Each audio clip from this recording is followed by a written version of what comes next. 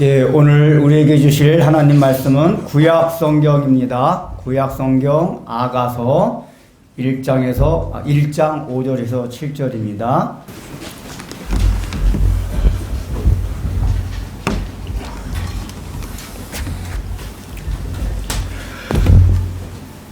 설 연휴 다들 잘 보내셨나 모르겠네요.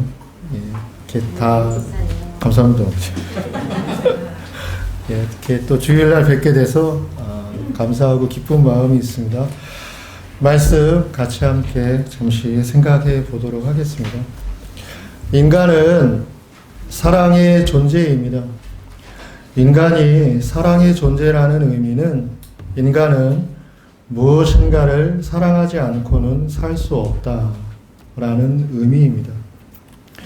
우리가 사랑에 대해서 생각을 해볼 때 사랑은 주는 것인가요?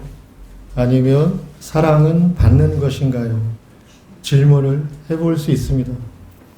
각자의 생각이나 의견이 있을 수 있습니다. 사랑을 주는 것으로 생각할 수도 있고요. 사랑을 받는 것으로 생각할 수도 있습니다. 근데 조금 한 번 더 생각을 해보면 우리가 사랑을 한다라고 생각을 하니 그래도 사랑은 주는 것이 그래도 사랑을 행하는 것이고 사랑하는 것으로 좀 생각해 볼 수도 있습니다. 물론 사랑을 주는 건 당연히 사랑을 하는 것이기도 합니다. 하지만 사랑을 받는 것도 사랑을 하는 것입니다. 왜 그러냐면 사랑받는 것을 사랑하기 때문에 그런 거예요. 그래서 받는다라고 생각하면 사랑을 하는 건 아니지 않나 생각하는데 그렇지는 않다. 사랑받을 때도 사랑받는 것을 사랑하는 것이니 사랑은 주는 것도 사랑하는 것이고 또 받는 것도 사랑하는 것이다 라는 겁니다. 어느 사람이든 누군가를 사랑할 때 내가 내 사랑을 내어줄 때 조건을 걸고 내어주거나 사랑하는 경우는 별로 없을 겁니다. 대부분은 조건 없이 또 제한 없이 어떤 마음의 움직임 속에서 사랑을 주고 사랑을 하게 마련이죠. 그게 일반적인 것입니다. 또한 사랑을 받을 때도 나에게 사랑을 주는 사람의 그 받음에 대해서 감사하고 고마운 마음을 갖습니다. 그게 보통이고 또 당연하고 자연스러운 것이기도 합니다. 근데 문제가 조금 생겨나기 시작합니다.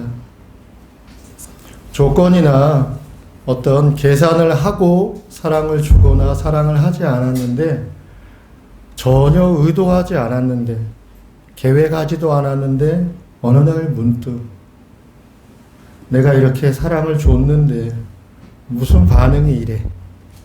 라는 감정이 쑥 올라올 때가 있습니다. 전혀 의도하지 않았습니다.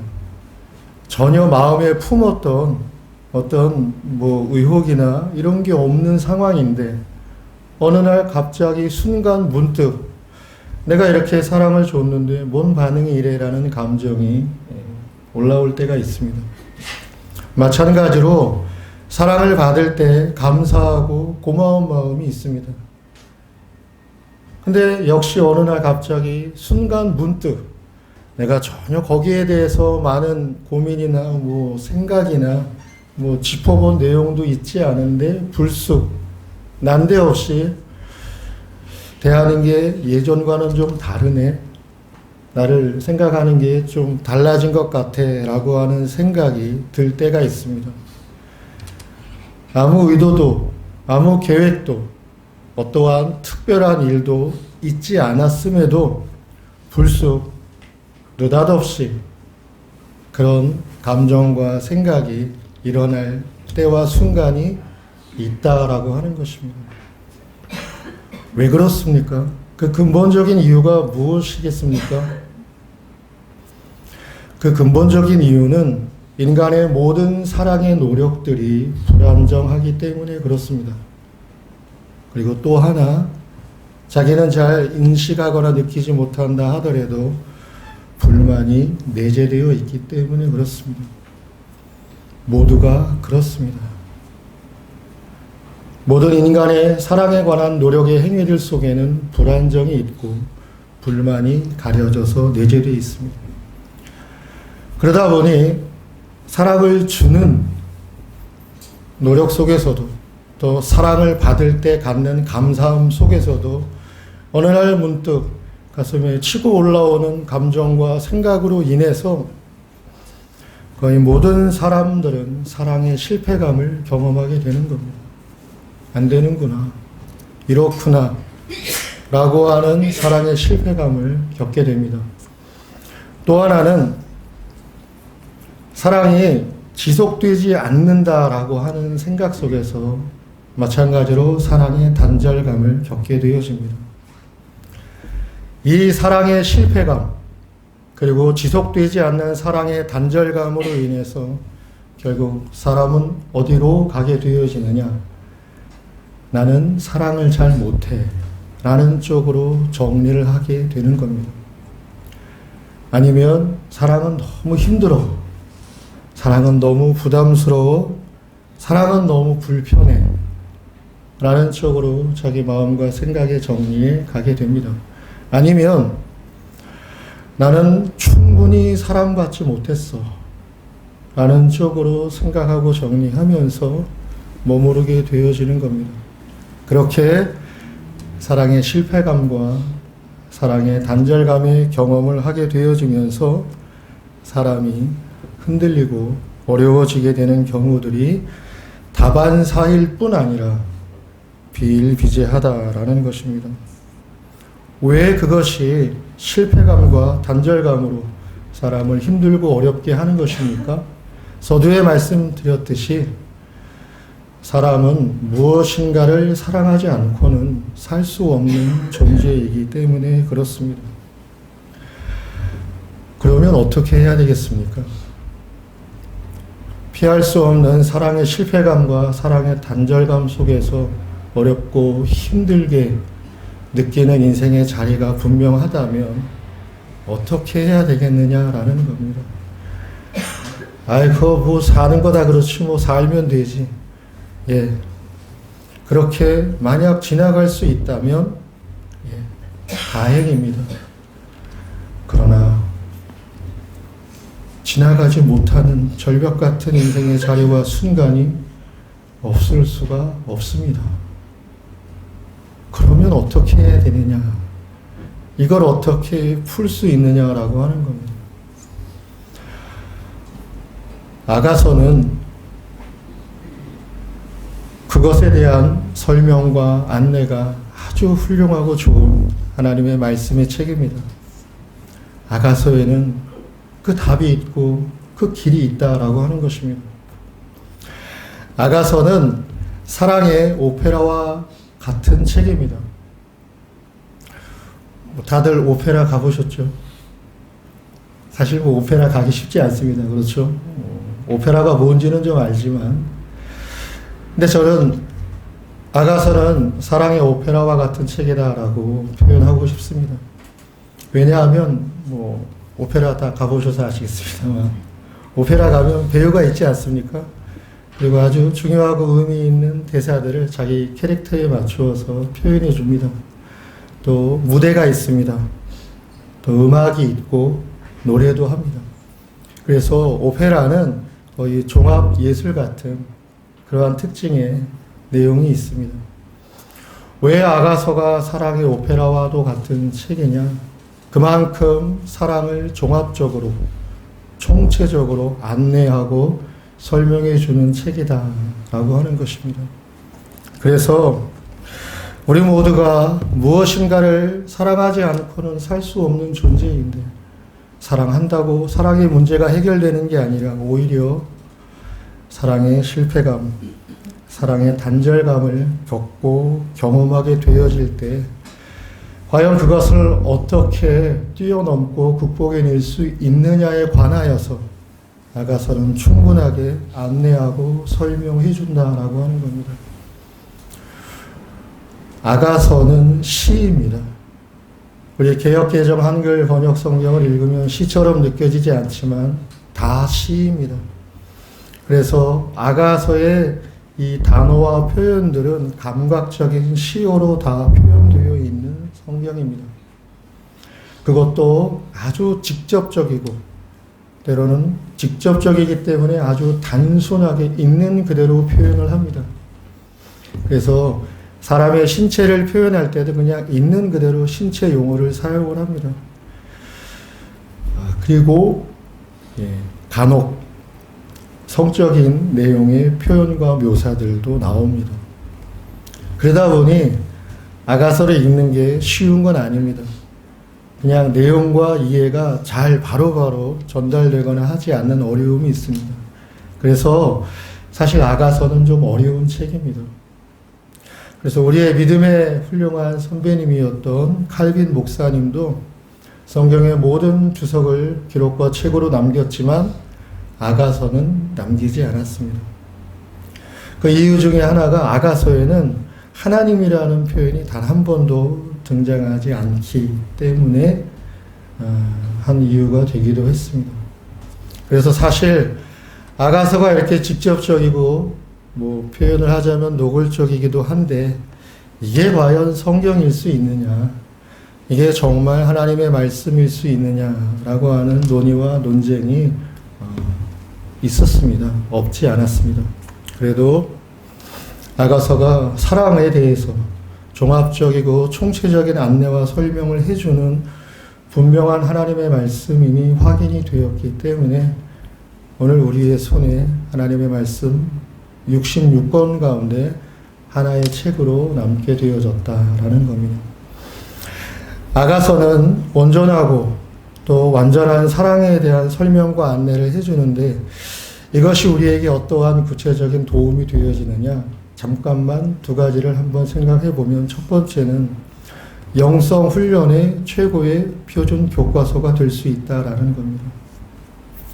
영혼에 대해서, 인간의 마음에 대해서, 그래서 영혼과 마음을 통해 하나님을 믿고 사람들과 함께 살아가는 삶의 자리 안에 관하여서 성경의 그 어떤 책보다도 교훈을 줄 수 있는 최고의 표준 교과서가 될 수 있다라는 겁니다.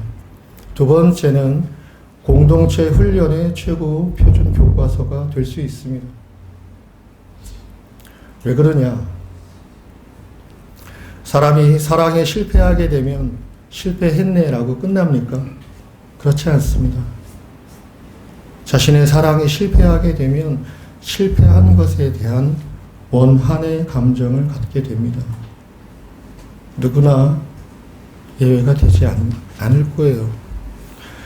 그래서 사랑에 실패했을 때 갖게 되는 원한이 있습니다. 자신을 향하든 누구를 향하든.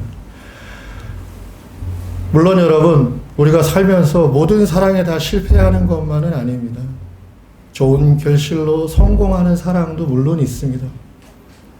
근데 성공한 사랑이 있을 경우에 또 사람이 어떻게 반응하느냐? 거기에 집착합니다. 자신의 성공한 사랑에 대한 집착을 깊게 갖게 되어지는 거죠. 그러면서 다른 것들을 다 내치는 경우들이 발생하기도 합니다. 왜 아가서가 공동체 훈련의 최고 표준서가 될 수 있느냐? 사랑의 실패감에서 오는 원한, 사랑의 성공에서 오는 집착, 이 모든 것들을 잘 풀어주고 안내하고 올바른 길로 인도해 줄 수 있는 하나님의 분명한 교훈의 말씀이 되기 때문에 그렇습니다. 아가서는 1장 1절에 솔로몬의 아가라 이렇게 시작을 합니다. 아가는 한자어입니다, 여러분. 가자는 노래 가자고요. 아자는 사실 잘 사용하지 않는 한자어이긴 한데 우아할 아자입니다. 그래서 솔로몬의 아가다 하면 솔로몬의 우아한 노래, 솔로몬의 아름다운 노래다, 이렇게 한글 번역 제목이 붙은 겁니다. 히브리어 원문 제목도 그렇습니다. 쉬드핫, 쉬딤이라고 히브리어 단어는 기록되어 있는데 그게 무슨 의미냐? 노래들 중에 최고의 노래다 라는 게 히브리어 단어의 의미입니다. 그래서 그대로 직역을 하면 솔로몬의 최고의 노래들 중에 최고의 노래다. 이게 여러분 아가서 1장 1절의 시작입니다. 솔로몬은 지혜가 훌륭하고 출중했던 사람입니다. 하나님의 은혜로 지혜를 받았지 않습니까?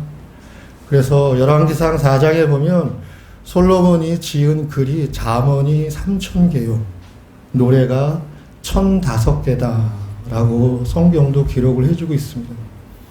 아마 그거보다 훨씬 더 많을걸요. 그러면 여러분 성경에 나와 있는 대로 1,005개의 노래를 지었습니다. 그 중에서 최고가 뭐라고요? 오늘 우리가 읽고 있는 아가서다라고 하는 겁니다. 그래서 아가서의 중요한 점들이 그렇게 있습니다. 아가서의 8장의 전체의 내용은 솔로몬 왕과 술람미 여인 간의 사랑의 나눔입니다. 그래서 둘 사이의 대화, 고백, 표현, 때로는 둘이 함께 합창하는 듯한 내용들로 8장의 내용들이 구성이 되어 있습니다. 솔로몬은 우리가 누군지 잘 알지 않습니까? 들어본 사람이고 왕이고 하니까. 그러면 술람미 여인은 도대체 누구냐? 누굴 것 같습니까, 여러분? 솔로몬과 술람미 이 히브리어 자음이 같습니다. 원래 히브리어 언어는 원래는 자음 문자입니다. 그래서 처음에는 모음이 없었습니다. 나중에 가독을 위해서 사람들이 읽기 편하고 전하기 쉽게 하기 위해서 나중에 모음을 붙인 언어와 문자가 히브리어거든요. 솔로몬의 자음과 술람미라고 하는 자음이 똑같습니다. 재미없습니까? 자음이 같대요? 그럼 두 사람 이름이 같은 거 아니에요? 발음만 좀 다르게 할 뿐이죠. 그래서 이 술람미 여인이 누구냐? 뭐 이름이 술람미일 수 있습니다. 부모로부터 받은 이름이. 아니면 솔로몬이 너무 사랑한 여인이라서 자기 자음을 그대로 갖다 붙인 일종의 애칭으로 그 여자의 이름을 이렇게 자기가 부른 그것일 수도 있습니다. 술람미 여인이 누구인지는 알 수 없습니다. 정확하지 않기 때문에. 그러나 그 정도로 생각을 해볼 수는 있습니다. 솔로몬 왕과 술람미 여인이 서로 사랑의 대화를 나누고 서로 고백을 나누고 서로 표현하며 서로 노래합니다. 남녀 간의 사랑이에요. 그리고 그 사랑은 굉장히 진실하고 솔직하고 있는 그대로의 내용들을 담고 있습니다. 그러면 아가서가 남녀 간의 사랑을 이야기하는 책이기 때문에 성경 말씀이 되었겠습니까? 그럴 리는 없겠죠. 그래서 솔로몬 왕과 술람미 여인 간의 사랑의 나눔과 대화와 고백과 표현들은 결국 하나님과 이스라엘의 관계와 사랑을 대변해 주는 겁니다. 그걸 상징해 주는 것이다 라는 겁니다. 남자가 무슨 말을 하면 남자의 말이기도 하지만 하나님의 언어이기도 한 것이고, 여자가 무엇인가를 표현하면 또 하나님을 향해서 이스라엘로서 무엇인가를 표현하는 내용으로 이루어진다라고 하는 겁니다. 그러면 여러분, 한 가지 질문을 해보겠습니다. 사랑의 대화와 고백을 하고 있습니다. 솔로몬은 BC 1000년쯤에 살았던 고대의 인물입니다. BC 1000년, 기원전 1000년이면 감이 잘 오지 않으시죠? 선사시대입니다. 철도 제대로 사용하기가 어려웠던 문명의 인간 세상 사회였습니다. 그러면 사랑의 대화 고백을 하면 남자가 많이 하겠습니까? 여자가 많이 하겠습니까? 어렵나? 여러분 당연히 남자가 많이 할 수밖에 없지 않습니까? 아니 우리 조선시대 생각해 보세요. 현모양처하면 뭡니까? 예, 그저 순종하고 예? 말 많은 여자를 현모양처라고 인정하면서 이렇게 뭐 여자상을 만들어 오고 하지 않았습니까? 당연히 남자가 더 말을 많이 할 것이고 표현이 많았을 거라고 생각하는데 기원전 1000년에 쓰여진 이 시들이 놀랍게도 그렇지 않다라는 거예요. 아가서가 8장이죠. 절수로 따지면 17절, 17절, 그다음에 11절, 16절, 16절, 14절, 13절, 14절 이렇게 되어 있습니다. 잘 외웠습니다. 도합 118절입니다. 이 118절을 여러분 완전하게 이건 남자가 한 말, 이건 여자가 한 말 이렇게 정확하게 구분하는 게 조금 어려움이 있긴 하지만 대략적으로 따져보면 남자가 42절을 이야기했습니다. 여자가 그 2배에 가까운 76절을 이야기했다는 거예요. 굉장히 놀라운 겁니다, 여러분. 고대 사회에 남자들이 판을 치는 세상과 사회 속에서 여자가 자기 생각이나 감정이나 마음을 이렇게 다양하고 자유스럽게 그것도 양도 많게 표현했다라고 하는 것은 대단히 특별하고 대단히 놀라운 일이다라고 하는 겁니다. 그래서 이 사랑을 고백하고 표현하는 이 여자가 어떠한 여자였느냐? 굉장히 능동적인 여자였다. 그리고 자발적인 여자였다는 겁니다. 그리고 자유로운 여자였다라고 하는 것을 우리 가운데 보여주게 되어지면서 그래서 사랑의 내용 가운데는 이러한 능동성이 필요한 거구나. 자발성이 필요한 거구나. 자유로운 자기의 마음의 전달이 필요하고 의미 있는 것이로구나 라고 생각할 수 있게 만드는 게 아가서의 중요한 교훈 내용일 수 있다는 겁니다. 내가 어떻게 하나님을 사랑할 것이냐 라고 하는 것을 아가서는 설명해 줍니다. 하나님을 이렇게 사랑하는 거구나. 그런 안내가 있습니다. 근데 여러분, 하나님을 사랑을 하려면 먼저 전제되어지고 중요한 게 있습니다. 그게 뭐죠? 하나님의 나를 어떻게 사랑하셨나? 얼만큼 많이 사랑하셨나?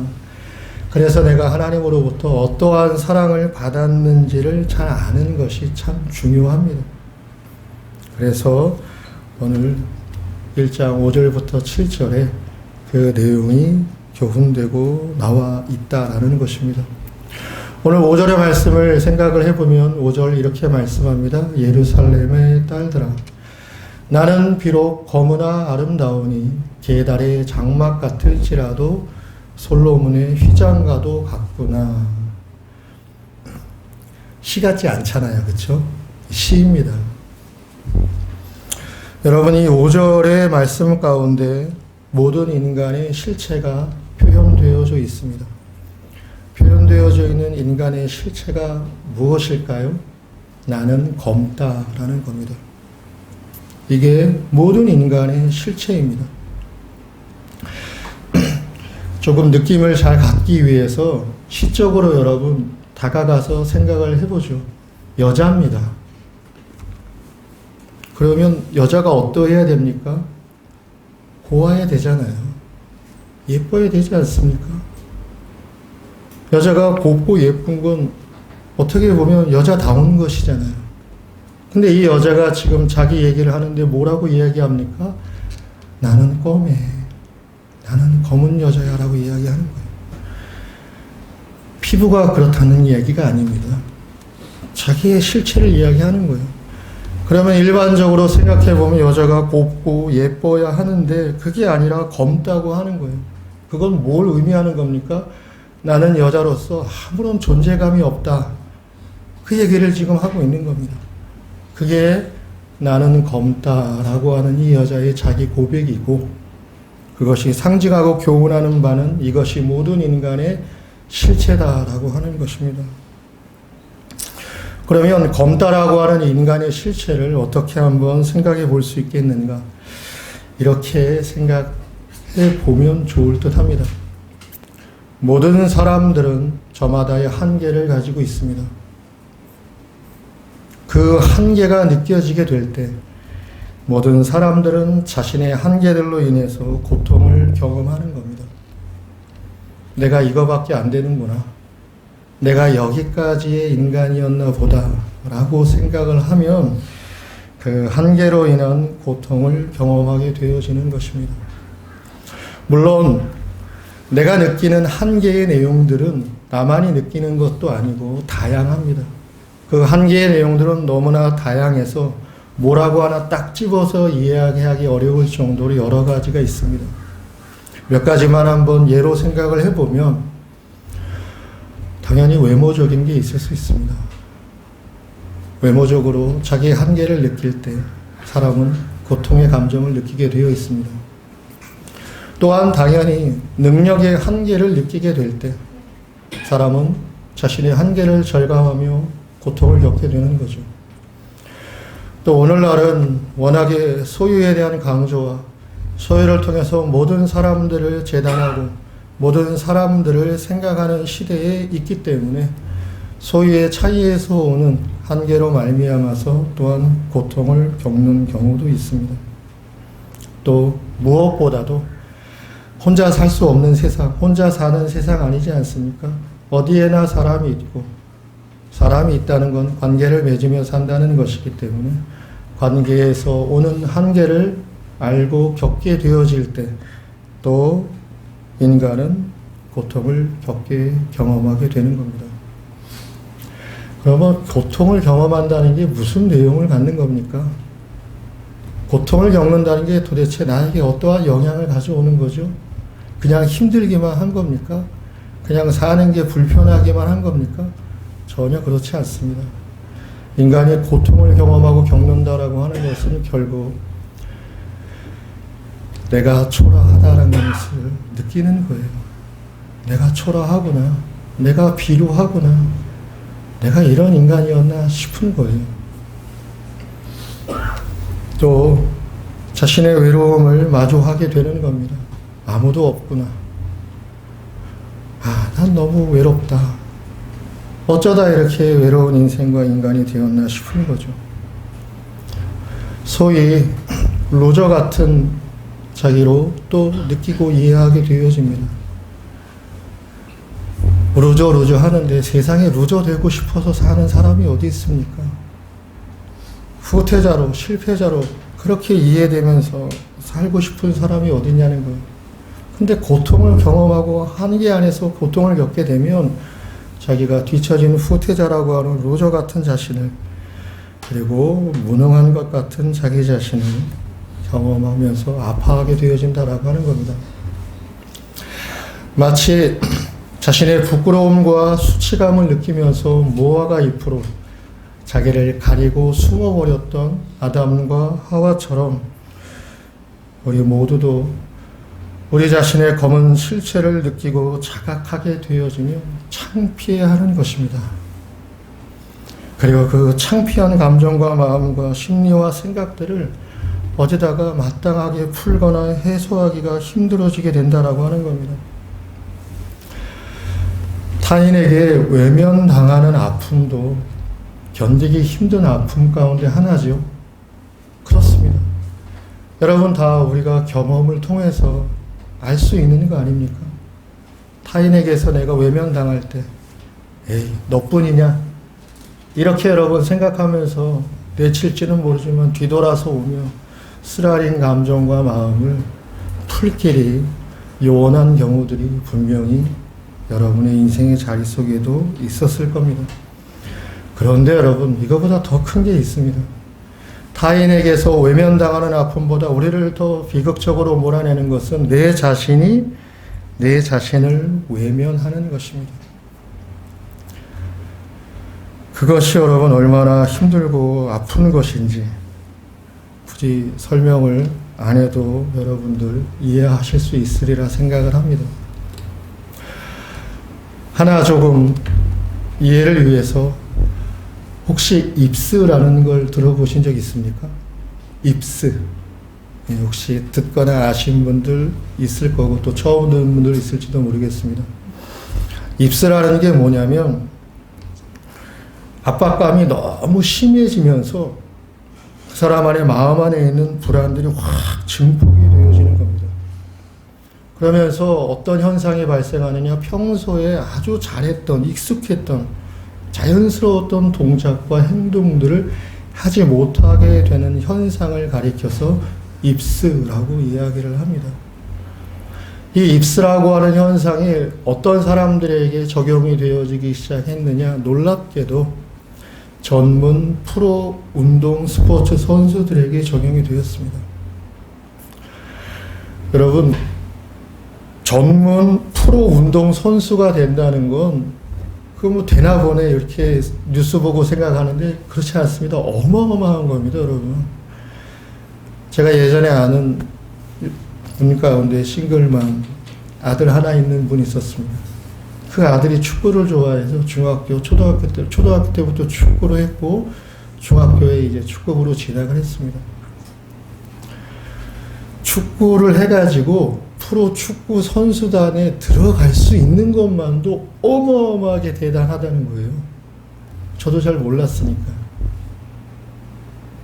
그것뿐입니까? 특기자가 돼서 대학에 진학할 수 있는 것만도 대단하고 어마어마한 일이라는 거예요. 그게 그렇습니까? 그러니까 그렇다라고 하는 거예요. 자기가 자기 아들을 축구 선수로 워낙 축구를 좋아하고 하겠다고 하니 또 뒷바라지 해줘야 되지 않겠습니까? 그렇게 이야기하시더라고요. 근데 여러분, 이 입스라고 하는 현상이 전문 운동 프로 선수들에게 나타난다는 겁니다. 대단한 재능과 실력과 훈련과 노력을 통하여서 프로 운동선수가 됐는데 어떤 현상들이 나타나느냐? 예를 들어서 야구 선수입니다. 근데 어느 날 공을 던지지 못하는 거예요. 공을 이렇게 못 던진다는 겁니다. 평생을 방망이로 야구공을 치면서 야구 선수로서의 실력을 연마해 왔는데 어느 날 야구 배트로 야구공을 못 친답니다. 축구 선수인데 어느 날 자기 발로 공을 못 찬다는 거예요. 골프 선수인데 골프채로 어느 날 골프공을 칠 수 없다라고 하는 겁니다. 그걸 가리켜서 입스라고 이야기한답니다. 그래서 왜 입스라고 하는 이 현상이 나타나느냐? 이론적으로 한 3가지 정도를 이론으로 가지고 있다고 합니다. 하나는 방해 이론이라는 거예요. 방해 이론이라는 게 뭐냐? 사람이 실수할 수 있지 않습니까? 실패할 수도 있잖아요. 근데 실수하거나 실패하면 어떡하지? 라고 하는 것이 두려움으로 확 들어오게 된다라고 하는 겁니다. 그러면서 일관성을 상실하게 된다는 거예요. 늘 해오던 그런 것들을 상실하게 된다라고 하는 겁니다. 또 하나는 자기 초점화 이론이라고 합니다. 지나치게 자기 자신에게 과몰입한다는 거예요. 이게 무슨 말이냐? 뭐 살다 보면 좀 미흡할 수도 있고 또 그냥 지나갈 수도 있어야 하는 거 아닙니까? 사람이 어떻게 모든 걸 완벽하게, 완전하게 할 수 있겠습니까? 근데 지나치게 자기에게 과몰입하게 되어진다고 하는 겁니다. 그러면 운동선수들 가운데 입스가 나타난다고 합니다. 또 하나는 자기제시 이론입니다. 자기제시 이론이라는 게 뭐냐? 타인에게 잘 보이려고 한다는 거예요. 근데 타인에게 잘 보이려고 하는 건 나쁜 게 아니잖아요. 뭐 타인에게 못된 사람으로 보여야 할 필요가 있습니까? 그러니 어느 정도는 인격과 인간성에도 관련이 되어 있는데 지나치게 너무 잘 보이려고 한다는 거예요. 그 의식이 너무 집요해지기 시작한다는 겁니다. 그러면서 타인이 나를 어떻게 생각하는지에 몰두하게 된다는 거예요. 타인을 어떻게 생각하든지 나는 나로서 내 인생을 걷고 살 수가 있으면 될 수도 있는 건데 어느 날 그 사람의 표정이 이상한 겁니다. 말투가 이상한 겁니다. 그럼 왜 그러지? 나한테 이렇게 하지라고 하면서 타인을 의식하면서 타인이 나를 어떻게 생각하는지에 대해서 지나치게 민감하고 예민해지기 시작하면 그 실력 있고 재능 있는 운동 선수들 가운데도 입스 현상이 나타난다라고 합니다. 원인은 모릅니다. 이론과 설명일 뿐이고 치료의 방법도 사실은 없다고 봐야 합니다. 그래서 입스 현상에서 풀려나는 선수도 있고 어떤 선수는 그게 풀리지 않아서 결국 운동을 그만둘 수밖에 없는 경우도 있다고도 합니다. 여러분, 이게 비단 운동 선수들 뿐이겠습니까? 우리는 그렇지 않을까요? 아마 저도 여러분도 그런 경우들이 있을 수 있는 겁니다. 실패와 실수에 대한 두려움이 왜 없겠습니까? 사람이라면 자기 미래에 대한 인생의 남은 날들에 대한 염려와 근심이 어찌 없을 수만 있겠냐라는 거죠. 자식에게 과하게 예민하고 과몰입하는 경우들, 타인에게 내가 어떤 사람으로 보일까를 신경 쓰며 생각하지 않는 자리가 어느 정도나 되겠냐라고 하는 것입니다. 다 있을 수 있겠다라고 하는 것입니다. 그럴 때 여러분, 그럴 때 정말 무엇이 우리에게 절실하고 필요하냐라고 하는 겁니다. 굳이 입수 현상이 아니더라도 어느 날 문득 내가 내 가슴에서 나를 느끼는데 내가 너무 초라한 거예요. 내가 너무 별 볼 일 없이, 내가 너무 외롭게, 내가 너무 별 변치 않게 살아가고 있는 것 같은 그러한 마음에 근심과 절망감이 어둠처럼 들어오게 되어질 때 무엇이 나를 도울 수 있겠냐라고 하는 것입니다. 필요한 게 무엇이겠냐라는 거예요. 그게 하나님의 절대적인 사랑이다. 아니, 하나님의 절대적인 사랑만이 우리에게 진정한 도움이 되지 않겠냐라고 하는 겁니다. 하나님의 절대적인 사랑은 아무런 조건이 없습니다. 그리고 아무런 조건이 없으면 시작부터 그렇고 끝과 결론에서도 역시 마찬가지입니다. 일관되게 영원성으로 지속되어지는 겁니다.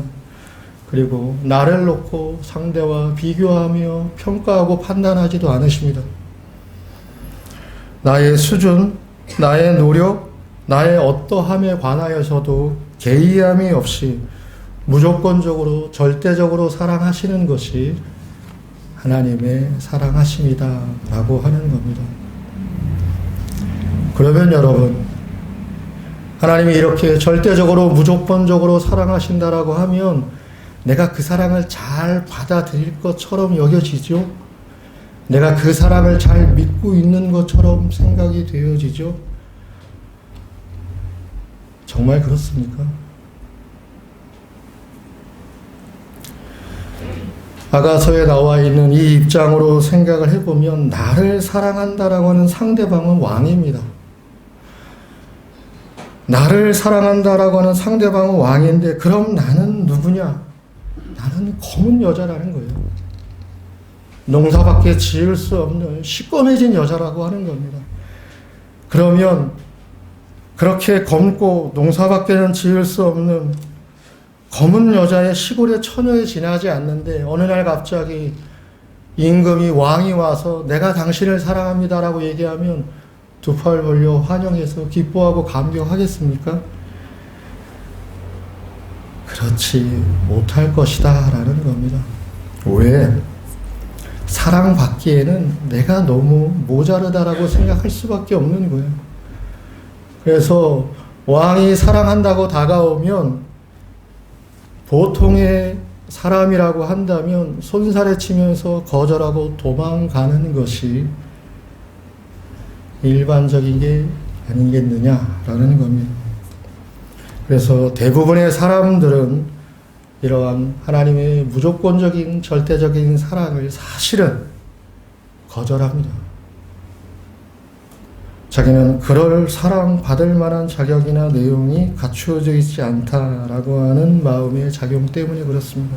물론 믿음이 없어서이기도 합니다. 그러나 믿음이 없어서이기 뿐만 아니라 한 걸음만 더 들어가면 자기 실체에서 오는 난망함이에요. 내 자신의 실체가 너무 싫은 겁니다. 내가 이러한 실체를 가지고 있는 인격의 존재라고 하는 사실이 힘들고 부끄럽고 창피하고 외면하고 싶은 것입니다. 그런데 이런 나를 절대적으로 무조건적으로 사랑한다라고 하니 거절하는 겁니다. 자신에게서 느껴지는 자기의 부끄러움, 그리고 자기가 생각하면서 알게 되어지는 자기의 분노, 그리고 자기의 좌절감 등으로 인하여서 자기의 한계를 직감을 하면서 자기의 한계를 넘어서지 못할 것이라고 하는 절망감 속에 고집을 꽉 붙드는 겁니다. 안 그럴 것 같지요, 여러분? 잘 생각해 보시기 바랍니다.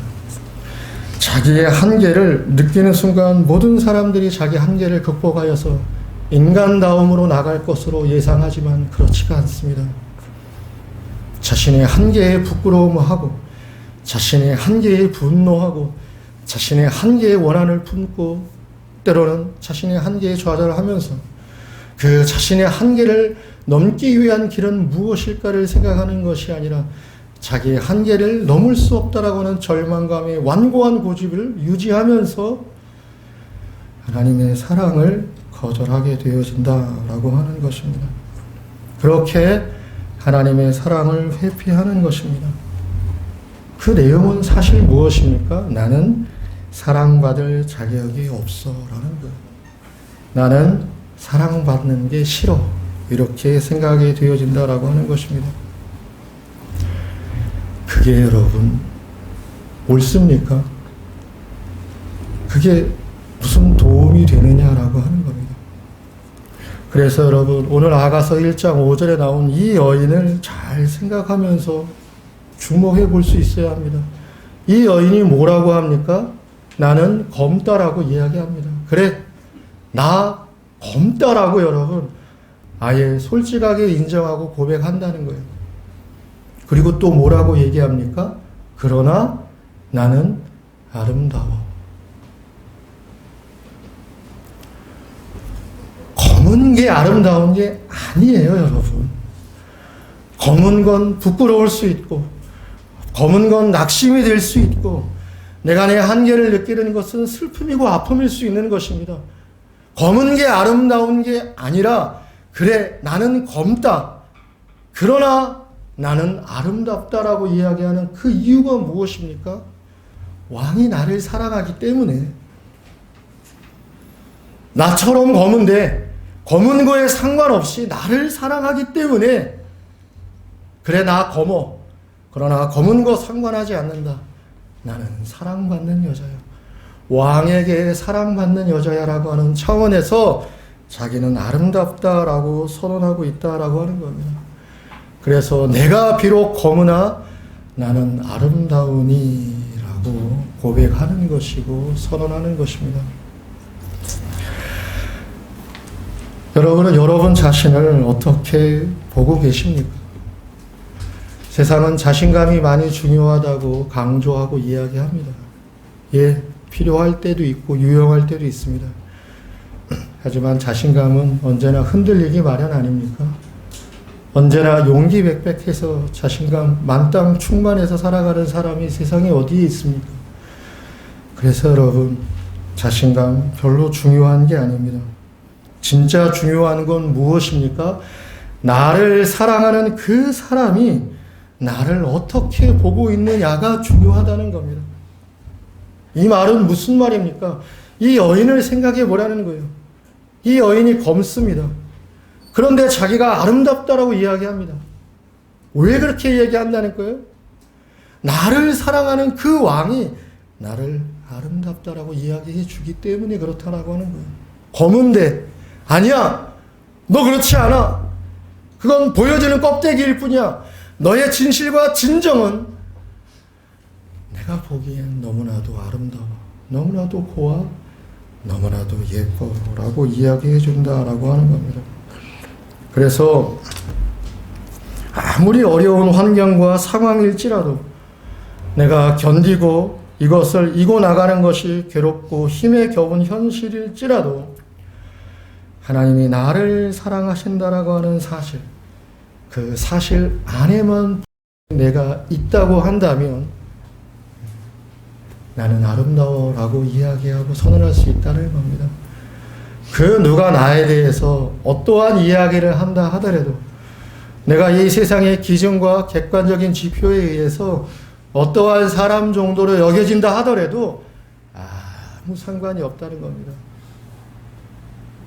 그래서 이 여자가 나는 아름답다라고 이야기하는 게 아닙니다. 그래서 오늘 5절에 보면 이 여인이 또 뭐라고 이야기합니까? 내가 계달의 장막 같을지라도 솔로몬의 휘장과도 같구나라고 노래합니다. 계달의 장막이라는 표현은 좀 낯선 표현입니다. 성경에도 몇 차례밖에 등장하지 않습니다. 시편 120편에도 계달의 장막이라는 표현이 등장합니다. 그럼 계달의 장막이라는 표현은 어떤 의미를 가지고 있는 거냐? 평화가 깨지고 사라진 어려움과 고통의 삶의 현실을 빗대어서 이야기할 때 계달의 장막이라고 이야기한다는 거예요. 그럼 이 여인이 지금 뭐라고 자기 고백을 합니까? 그래, 내 인생의 자리와 현실은 계달의 장막이라는 거예요. 내 삶의 사실은 평화가 깨어져 버린 어려움과 무게와 고통이 느껴지는 힘겨운 삶의 현실이라는 겁니다. 그런데 또 뭐라고 이야기합니까? 내 삶의 현실이 계달의 장막 같을지라도 내 삶의 실제는 솔로몬의 휘장과도 같다라고 이야기하는 겁니다. 이게 여러분, 이 여인이 자신과 자신의 인생의 자리에 대해서 꺼내놓고 고백하고 있는 이 내용이다라고 하는 것입니다. 그 모든 근거는 가장 훌륭한 남자, 이스라엘의 왕, 그가 나를 사랑하고 그가 나를 인정해주고 있다라고 하는 겁니다. 그럼 그는 누구를 상징하는 겁니까? 성도 여러분, 이 내용들은 그래서 어쩌면 내가 나를 보는 시각보다도 더 중요한 게 있다는 것을 보여주는 거예요. 내가 나를 보는 시각 매우 중요하고 필요한 시각입니다. 근데 그거보다도 더 본질적으로 더 중요한 시각의 자리가 있다는 겁니다. 그게 뭡니까? 하나님이 나를 보는 시각이다라고 하는 거예요. 하나님이 나를 보는 시각, 그 하나님의 눈길에 나를 고정할 수 있는 그러한 마음과 그러한 자리가 얼마나 중요한 것인가를 오늘 이 술람미 여인은 보여주고 있다는 겁니다. 그래서 여러분, 때로는 여러분의 눈을 다 돌려서 여러분, 하늘을 향하여 살아계신 하나님을 바라볼 수 있는 시선과 눈길을 가질 수 있어야 하는 겁니다. 그 눈길과 그 시선만이 여러분, 검은 여러분의 실체를, 그리고 계달의 장막처럼 느껴지는 여러분의 인생의 무게를 헤쳐나아갈 수 있는 능력과 힘의 원천이 될 수 있다라고 하는 겁니다.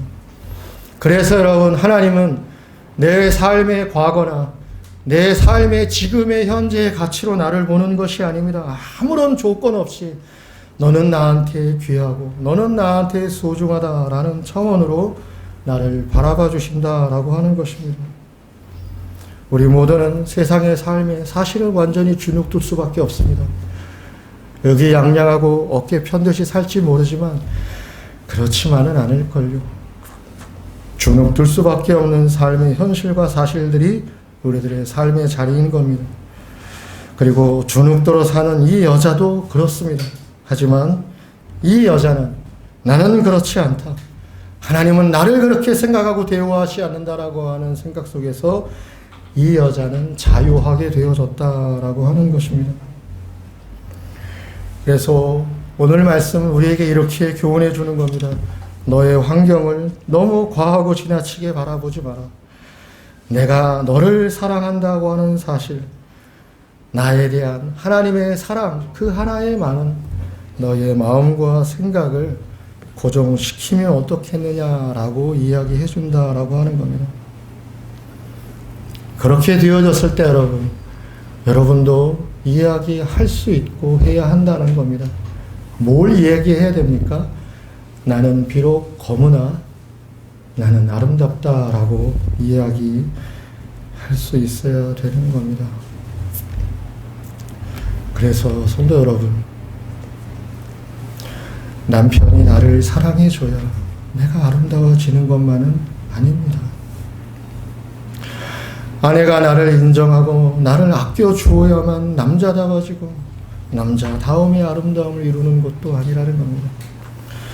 부모가 되어서 자식이 부모를 존경하고 인정해 주어야지만 부모다워지고 부모로서의 아름다움을 이룰 수 있는 것이 아니다라고 하는 겁니다. 그렇지 않습니다. 하나님이 무조건적으로 절대적으로 사랑하신다라고 하는 그 사랑에 내 마음을 열고 내 인생의 아집의 문을 뜯어 제껴서 내 인생의 문을 열어서 그 사랑을 받아들일 때, 그래서 그 사랑을 내가 수용하게 되어질 때에 여러분, 내가 아름다워질 수 있는 길이 분명해진다라고 하는 겁니다.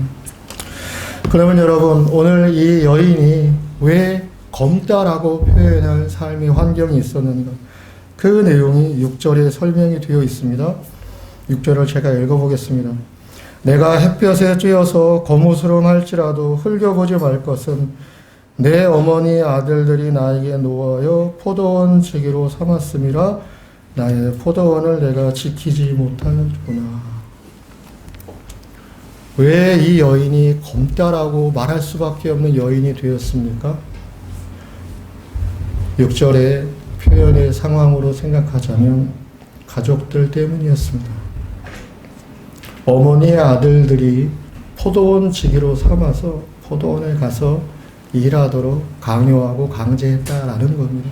그래서 내 인생의 포도원을 자기가 가꾸지 못했다라는 거예요. 어머니 아들들이 누굽니까? 오빠 아닙니까? 가족입니다. 그리고 부모도 그걸 무관심하게 그냥 바라보고만 있었다라는 정황을 생각해 볼 수 있는 거죠. 누구나 인생에서 상처를 받습니다. 근데 상처를 누구에게 받습니까, 여러분? 멀리 있는 사람에게서는 상처받을 일이 없습니다. 상처는 가까운 사람에게서 받는 겁니다. 왜? 가까우니까. 가까운 것만큼 중요한 사람이니까. 그래서 상처는 가까운 사람에게서 받는 겁니다. 그래서 여러분, 어느 누구도 가족 안에서 상처받는 일을 피할 수는 거의 없는 겁니다. 안 받으면 좋지만 그렇게 되기가 어렵다라고 하는 겁니다. 가족 안에서의 시리와 상처들은 누구에게나 있는 것입니다. 나만 유별나고 나만 특별하게 그러는 건 아닙니다. 목사님, 저는 특별하게 상처받은 게 없는 것 같습니다. 예, 감사하십시오. 그러나 없지는 않았을 겁니다. 잘 넘어가서 그게 잘 치유된 하나님의 은혜가 있었을 것으로 생각을 합니다. 설 연휴 동안에 뉴키즈라고 하는 TV 프로를 좀 봤습니다. 유재석 씨가 진행하는 뉴키즈. 혹시 보신 분 계십니까? 계시고요. 그럼 본 우리끼리는 제가 잠깐만 이야기하겠습니다. 뉴키즈를 봤는데 거기에 한 대화법에 대해서 교육하고 가르치는 여자 선생님이 나오셨습니다. 근데 이 선생님이 자기가 기억나는 사례 한 가지를 이야기해 줬습니다. 어느 큰 기업의 교육법을 강의하고 교육하기 위해서 가셨다는 겁니다. 근데 그 기업에 정말 능력과 실력으로 따지자면 둘째가라면 서러워할 정도의 사람이 있었답니다. 자기가 봐도 정말 이 사람은 실력이 뛰어나고 인재고 능력이 진짜 출중하다는 거예요. 비교 불가다라고 말해도 괜찮을 정도다. 이렇게 설명하시더라고요. 그래서 이 대화법 선생님이 한번 물어봤습니다. 당신 부하들, 죄송합니다. 직원들 밑에 있는 관리하고 운영하는 직원들, 팀원들이 많지 않습니까?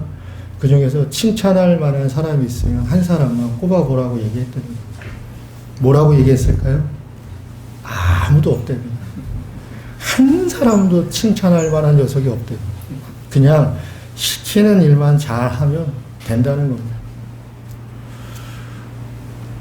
그래서 이 여자 대학법 교육 강사 선생님이 은근히 한번 또 질문해 봤답니다. 그러면 가족 안에서 칭찬할 만한 사람이 혹시 있지 않겠습니까? 한번 얘기해 보십시오. 없답니다. 아무도 없답니다. 그래서 이 여자 대학법 선생님께서 좋은 지혜를 생각했다고 생각합니다. 그러면 가족 안에서 그래도 기억나는 기분 좋았던 일, 즐거웠던 일 있으면 한번 얘기 한번 해봐 달라고 했답니다. 그랬더니 뭐 좀 생각하다가 젊었을 때 회사에서 퇴근하고 돌아오면 딸이 있는데 딸이 자기를 이렇게 배웅하고 맞이해 줬던 거. 그래서 하루는 딸하고 같이 놀이터에 가서 그네 타고 놀았던 그때가 참 좋았고 즐거웠던 것 같다고 얘기했대요. 그래서 이 여자 선생님이 바로 그럼 딸한테 그 내용으로 카톡 한번 보내라고. 그 사람 훈련하게 할 수 있게 한 거예요.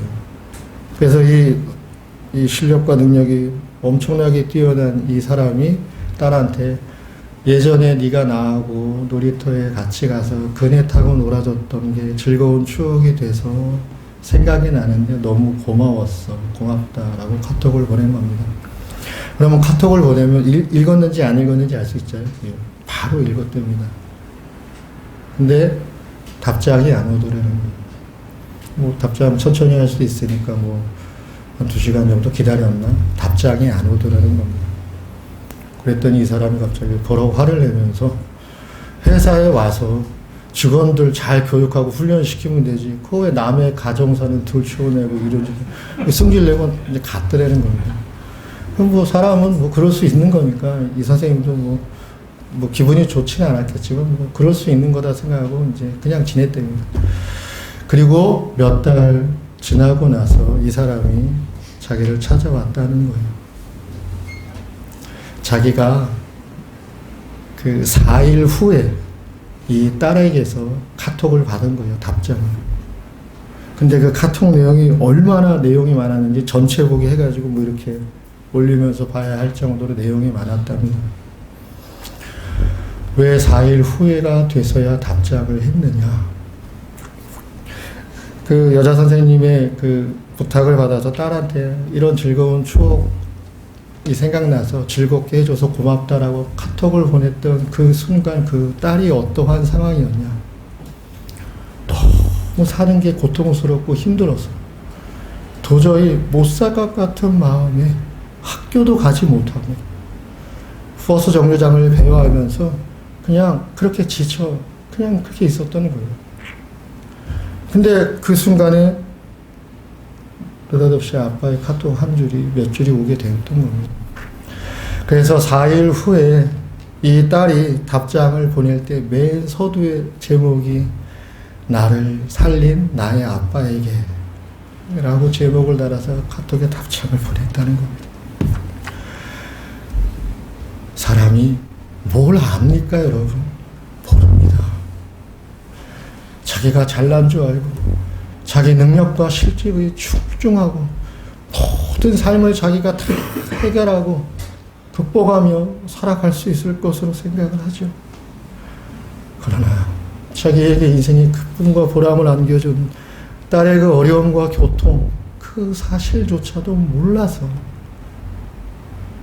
모릅니다, 여러분. 인생이란 얼마나 신비로운 것입니까? 그 카톡 한 줄이 그 여자아이를 살린 거 아니겠습니까? 장담하고 예상할 수는 없지만은 어떤 일이, 어떤 사고가 일어날지 누가 알겠습니까? 그 몇 줄의 카톡을 봤던 그 딸아이가 나를 살린 나의 아빠에게라고 답장을 장문으로 보냈으니 인생이란 참 신비하다.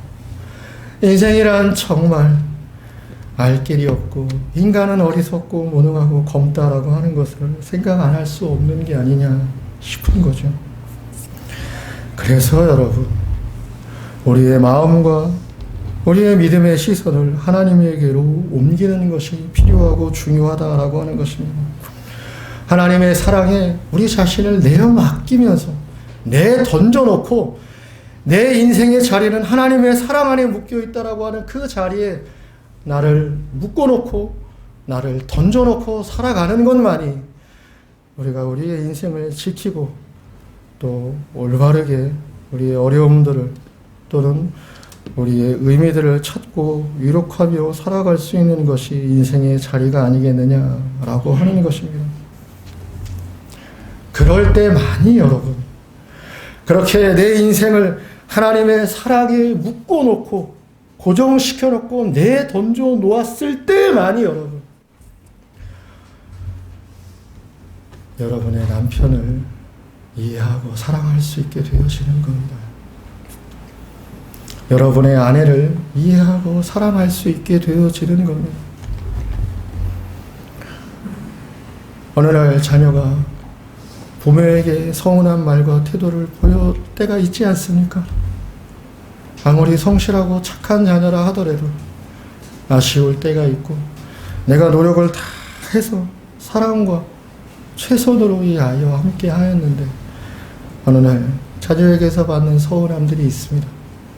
그걸 자녀에게서 풀려고 하십니까? 그걸 남편에게서 풀려고 하십니까? 그걸 아내에게서 풀 수 있다라고 생각하십니까? 아닙니다, 여러분. 그렇게 풀면 어려워지고 힘들어질 뿐입니다.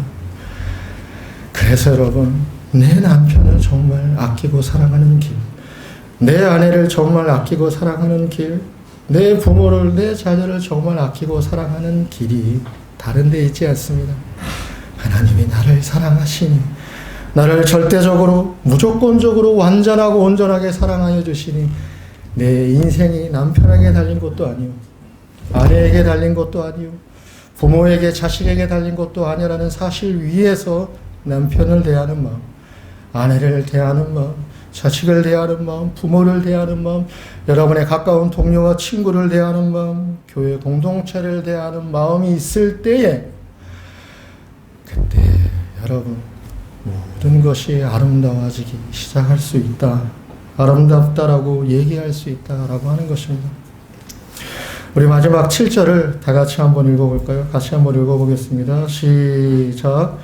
내 마음으로 사랑하는 자야, 네가 양치는 곳과 정오에 쉬게 하는 곳을 내게 말하라. 내가 네 친구의 양떼 곁에서 어찌 얼굴을 가린 자 같이 되려. 제가 시적으로 다시 한번 읽어보겠습니다. 내 마음을 다해 사랑하는 나의 그대여, 그대는 지금 어디에 있나요? 이제는 더 이상 나의 얼굴을 가린 자가 되지 않을 겁니다. 이게 여러분 7절을 시적으로 풀어서 읽어본 내용입니다. 내 마음을 다하여 사랑하는 나의 그대여가 누가 되어야 합니까? 나를 무조건적으로 절대적으로 사랑하시는 하나님이 먼저 우선 되어져야 한다는 겁니다. 그대는 지금 어디에 있나요? 어디에나 계시기 때문에 그 사랑의 힘을 호소하며 부르고자 하는 마음을 표현하는 거죠. 그리고 뭐라고 이야기합니까? 이제는 더 이상 나의 얼굴을 가리는 자가 되지 않을 겁니다. 라고 이야기하는 겁니다. 이건 사랑을 고백하는 표현이다. 라고 하는 것.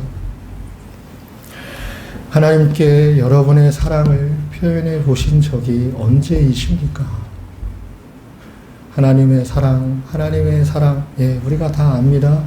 이해합니다. 믿고 의지한다라고 이야기합니다. 그러나 정말 하나님에 대한 나의 사랑을 표현해 본 적이 언제 있는가? 그저 사랑을 표현하고 싶어서 하나님 앞에 내 마음을 전달해 본 적이 언제가 되는가? 한번 생각해 볼 수 있으면 좋겠습니다. 그리고 여러분, 이 사랑의 고백이 있을 때 비로소 우리가 그 누군가를 사랑할 수 있게 되어지는 겁니다. 우리가 누군가를 사랑할 때 그 사랑이 의무나 당위만으로 가능하겠습니까? 그렇지 않습니다. 우리로 하여금 타인을, 성경에 말하는 이웃을 사랑할 수 있게 하는 가장 중요한 성경의 자리에 힘은 어디에 있습니까? 바로 하나님에게서 사랑을 받을 때에 내가 느끼게 되었던 그 소중함, 그 고귀함에 있는 것입니다. 그래서 내가 하나님의 사랑을 안다라고 하는 것, 내가 하나님의 사랑을 의지한다라고 하는 것, 하나님의 사랑을 믿는다라고 하는 내용의 함의에는 하나님이 나를 사랑하실 때 그 사랑의 소중함과 고귀함이 무엇인지를 내가 알게 됐다라고 하는 거예요.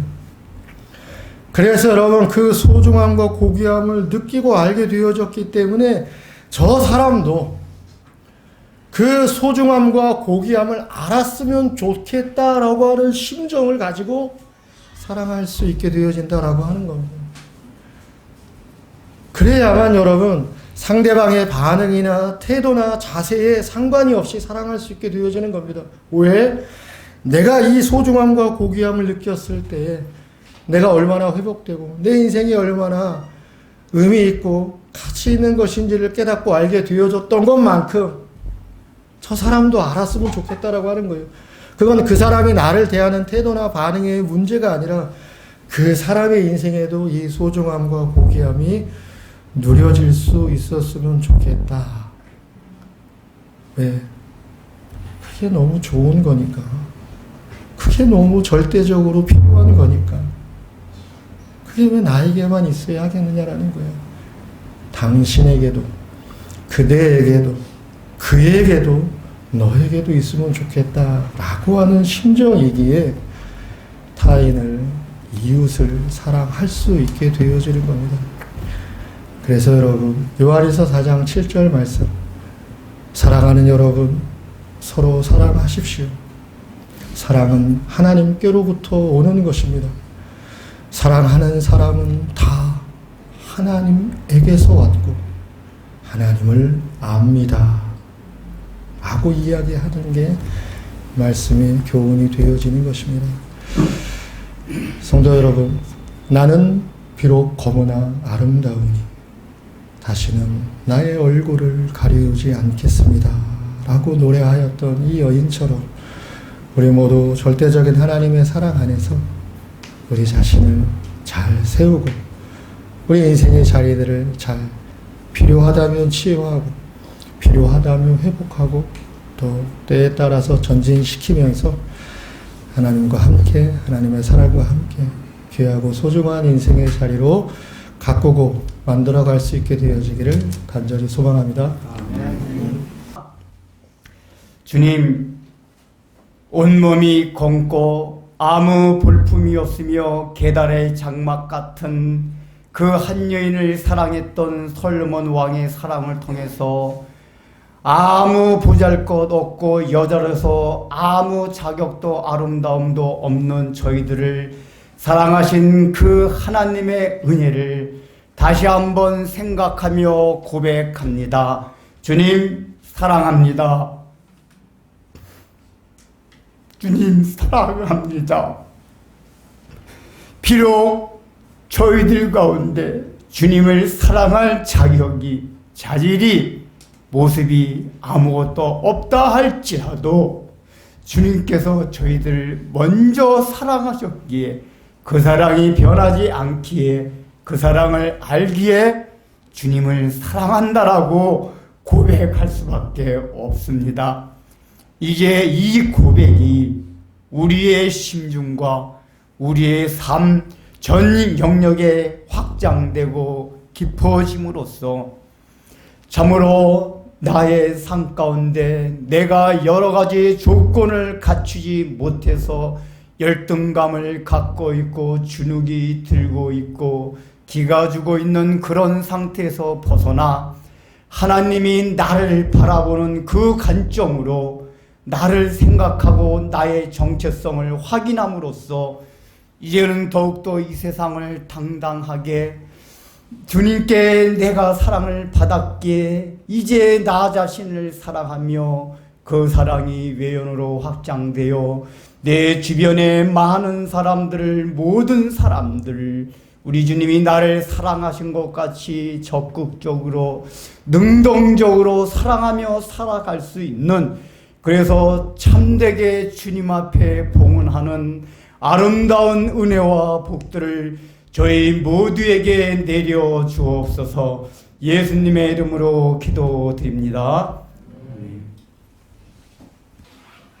이제는 계달의 장막과 같은 저희들을 위하여 십자가에 몸버려 피 흘리사 그 사랑을 해주신 우리 구주 예수 그리스도의 무한하신 은혜와 그 사랑하는 독생자를 아끼지 아니하시고 내가 너희들을 이렇게까지 사랑한다라고 확정해 주신 우리 아버지 하나님의 그 크신 사랑과 이 모든 것을 깨닫고 이제 내 자신도 하나님께서 나를 사랑하여 주신 그 사랑으로 나의 정체성을 확인하며 그 사랑을 통하여 온 누리의 이 사랑을 밝히며 나가고자 하는 사랑하는 성도들 위의 삶 위에 이제부터 영원토록 함께 있을지어다.